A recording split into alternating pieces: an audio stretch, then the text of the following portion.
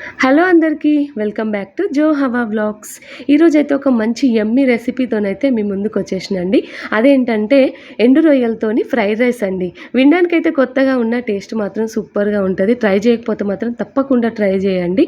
Process కూడా చాలా easy ఉంటుంది. ఫస్ట్ అయితే కడాయి పెట్టుకొని దాంట్లో కొంచెం ఆయిల్ వేసుకొని కొంచెం జీలకర్ర వేసుకోవాలి. ఆ తర్వాతనైతే పచ్చిమిర్చి, ఉల్లిగడ్డ, కొంచెం కరివేపాకు వేసుకోవాలి. అవి కొంచెం ఫ్రై అయిన తర్వాత దాంట్లోకి క్యారెట్ ముక్కలు ఇంకా పచ్చి బఠానీ కూడా వేసుకొని వాటిని కూడా కొంచెం ఫ్రై అయిన తర్వాత అల్లం వెల్లిపాయ పేస్ట్, కొంచెం పసుపు వేసుకోవాలి. అది కాస్త ఫ్రై అయిన తర్వాత దాంట్లోకి మనం కడిగి పెట్టుకున్న ఎండు రొయ్యలు వేసి వాటిని కూడా ఒక 1-2 మినిట్స్ ఫ్రై చేసుకున్న తర్వాత దాంట్లోకి సరిపడా కారం, ఉప్పు, ధనియాల పొడి, జీలకర్ర పొడి కూడా వేసుకొని అవి కొంచెం ఫ్రై అయిన తర్వాత దాంట్లోకి కొంచెం ఒక 2-3 స్పూన్ల పెరుగు కూడా వేసుకోవాలి.